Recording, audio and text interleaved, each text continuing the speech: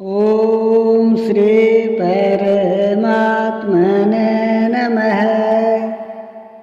प्रश्न समाज के उत्तर गीता से। प्रश्न 24। पूरा विश्व भारत की आध्यात्मिक विद्या का ऋणी है। भारत विश्व गुरु है तो उसका शास्त्र क्या है? उत्तर, श्रीमद् भगवत गीता मनुष्य मात्र का धर्मशास्त्र है।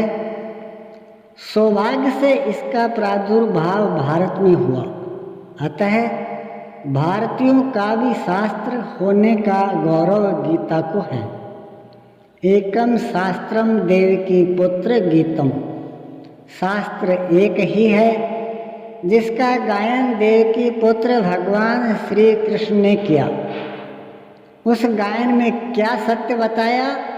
एक परमात्मा, एक ही मंत्र है। किस नाम से उन्हें पुकारें?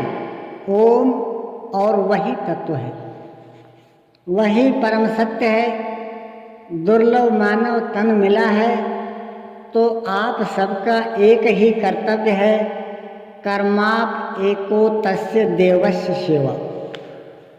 उन परमदेव परमात्मा की सेवा करें, उनका सेवन करें। चलते फिरते उठते बैठते हर समय उनका नाम याद आए, प्रभु का स्मरण बना रहे।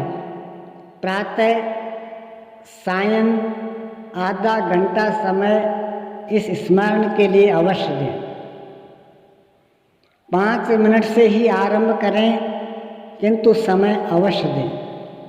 कोई दुर्घटना भी घट जाए तब भी समय दें, जिससे नियम खंडित न हो। वह प्रभु जानते हैं कि भक्त मुझे पुकार रहा है। वह यह भी जानते हैं कि इसको क्या चाहिए, वे देते हैं। जो मांगेंगे मिलेगा। भगवान श्री कृष्ण कहते हैं, अर्थार्थी, जिज्ञासु और ज्ञानी 4 प्रकार के भक्त मुझे भजते हैं। चारों उदार हैं, क्योंकि जिसे भजना चाहिए उसे भजते हैं, और जिससे मांगना चाहिए उससे मांगते हैं। वस्तु तो मिलती ही है, और ईश्वर से जुड़े रहने के कारण इस पथ में आरंभ का नाश भी नहीं है। वस्तु का उपभोग करते हुए क्रम से आगे बढ़ते जाएंगे और एक दिन प्रभु का दर्शन, स्पर्श और उनमें स्थिति प्राप्त कर लेंगे। इसलिए संपूर्ण शास्त्र गीता ही है। आप अध्ययन अवश्य करें।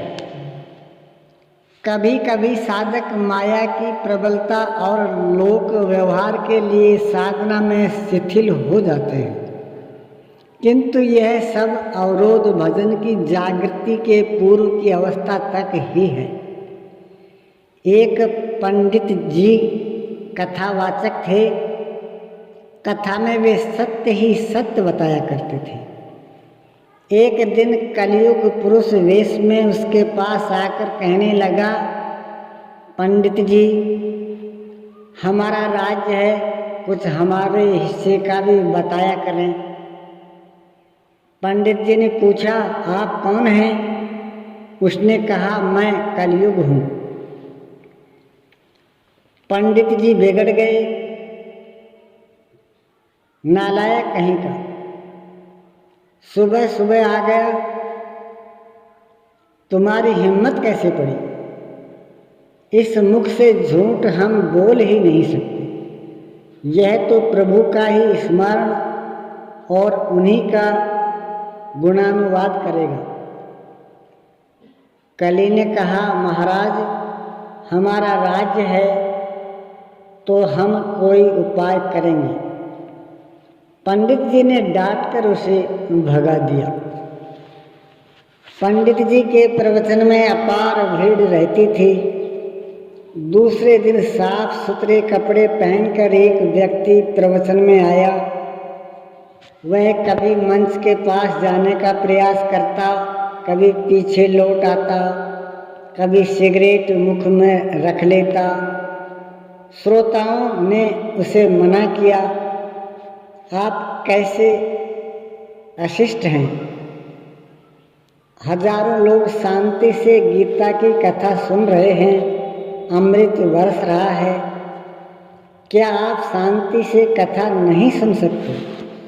उसने कहा, आप ठीक कहते हैं, मैं कुछ काम से आया था, थोड़ा शीघ्रता में हूँ। लोगों ने पूछा, काम क्या है। उसने कहा, काम तो पंडित जी से ही है।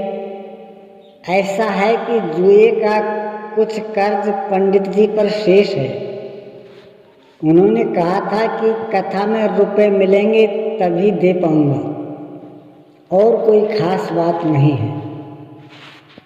पंडित जी भले आदमी हैं, कोई बात नहीं, पहुंचा ही देंगे।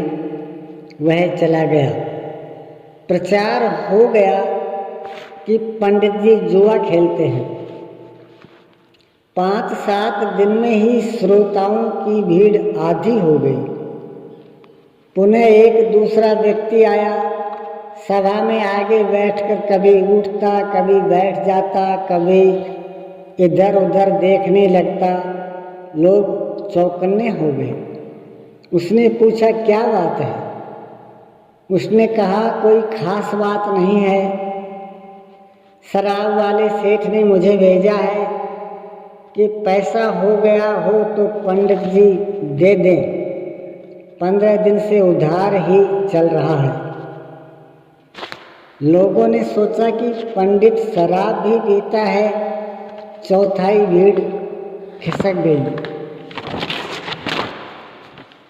कुछ दिनों पश्चात एक फटीचर जैसा व्यक्ति कथा के दौरान बोला, क्या गुरुजी कथा ही कहते रहेंगे या कुछ इधर भी ध्यान देंगे। पंडित जी ने पूछा, कौन हो भाई। उसने कहा, जो नगर वधू बाई जी हैं, उन्हीं का सेवक हूँ। नाच गाना देखने का कई दिनों का आप पर बकाया है। मिल जाता तो बड़ी कृपा होती, बड़ी देर हो रही है। ऐसा सुनना था कि अधिकांश श्रोता भी चले गए। 2-4 वयोवृद्ध ही अब उनकी कथा के श्रोता रह गए थे। वे पंडित जी को सांत्वना देते थे। एक दिन कलयुग पुनः एकांत में पंडित जी से मिला। उसने पूछा, क्या हाल चाल है। पंडित जी ने कहा, पता नहीं कैसे कैसे लांछन लग रहे हैं। अब तो कथा में लोग आते ही नहीं। उसने कहा, आपकी सभा तो मैं पुनः एकत्र कर दूंगा, किंतु आप हमारा भी कुछ हिस्सा कथा में बताया करें। उन्होंने स्वीकार कर लिया। दूसरे दिन पंडित जी की कथा के मध्य एक पुलिस अधिकारी 3 अपराधियों को गिरफ्तार करके लाया और बोला, पंडित जी, इन नालायकों ने दिल्ली में कथा बिगाड़ी, कोलकाता में अफवाह फैलाई, हरिद्वार कुंभ मेले में इन्होंने ही दंगा कराया और आपकी कथा में भी व्यवधान डाल रहे हैं। ये धर्म विरोधी हैं। तुरंत भीड़ एकत्र हो गई। लोगों ने कहा, साहब इन्हें छोड़ना नहीं। उसने कहा, आप लोग चिंता नहीं करें, मैं इन्हें ले जाता हूँ। 4 रूपों में वह कलयुग ही था, चला गया।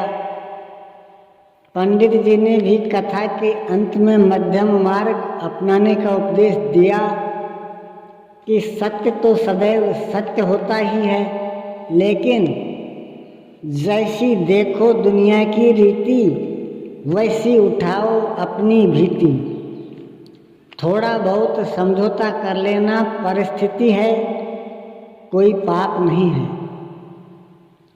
धरा ने काहू धीर, सबके मन मन सिज हरे। जब माया की चपेट लगती है साधक खो जाता है। किंतु जब भगवान वरदहस्त रख देते हैं, फिर आपको झूठ बोलने की कोई आवश्यकता नहीं है। होई न बाको बाल भगत को, जो कोई कोटि उपाय करे। गीता के अनुसार साधना जहाँ पकड़ में आई, फिर यह कलयुग धोखा नहीं दे पाएगा। हरि भक्तन के पास में आवे भूत प्रेत पाखंड। ये प्रपंच पास फटकते ही नहीं। हमारी साधना जब तक अविधि पूर्वक है, तभी तक ये प्रपंच चला करते हैं। ओम श्री सद्गुरुदेव भगवान की जय।